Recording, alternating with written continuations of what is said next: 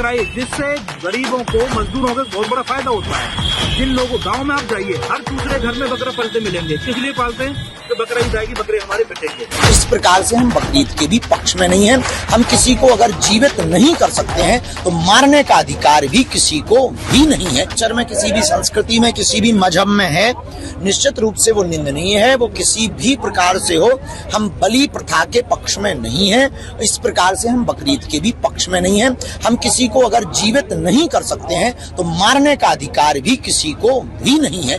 इसके सब्स्टिट्यूशन है, उस वक्त कोई ऐसी व्यवस्था रही होगी जब बकरे की कुर्बानी दी गई होगी, या पर हमारे सनातन परंपरा में भी कई जगह बलि प्रथा है।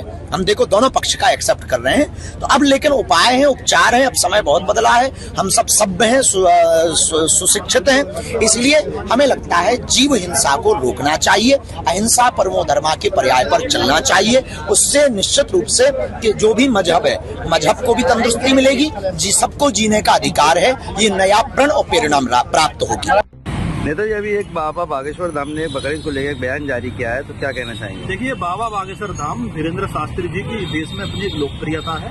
तमाम धर्मों के लोग उन्हें जानते हैं और देश के बड़े प्रसिद्ध कथावाचक हैं। उनको इस तरीके के धार्मिक बयान नहीं देने चाहिए। बकरा ईद को लेकर के बयान दे रहे हैं और कह रहे हैं कि हम जीव हत्या के खिलाफ हैं। तो आप बताइए, बकरा सिर्फ बकरा ईद में थोड़ी नहीं कटता है। शीतला माता का मंदिर है राजस्थान में, बकरा वहाँ कटता है, बकरे की बलि दी जाती है।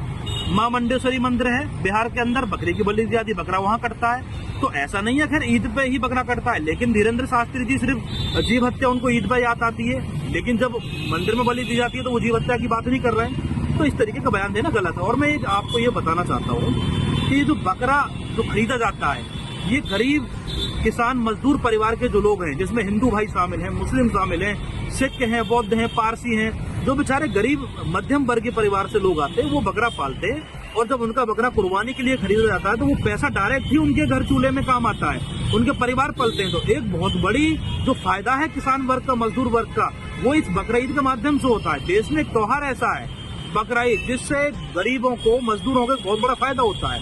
जिन लोगों, गांव में आप जाइए, हर दूसरे घर में बकरा पलते मिलेंगे। किस लिए पालते हैं? तो बकरा ईद आएगी, बकरे हमारे पिटेंगे। तो इस त्योहार को बिगाड़ने की कोशिश न की जाए। इस तरीके से धीरेन्द्र शास्त्री जी या और भी जो पूर्व विधायक वगैरह जो बयान दे रहे हैं वो गलत है। इस तरीके से हमारे हिंदू भाई अपना त्योहार बनाते हैं खुशी खुशी, ऐसे हमारे मुस्लिम भाई भी अपना त्योहार बनाए खुशी खुशी। किसी को भी ये अधिकार नहीं है किसी के भी त्योहार में जाकर के हस्तक्षेप करें।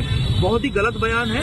धीरेन्द्र शास्त्री जी को चाहिए कि इन राजनीतिक बयान से बच करके अपना जो कथावाचक वो कर रहे हैं, दुनिया में अपनी एक उन्होंने छवि बनाई है, उसको बरकरार रखें। इस तरीके गलत बयानबाजी करके अपना नुकसान कर रहे हैं, कोई भी फायदा होने वाला नहीं।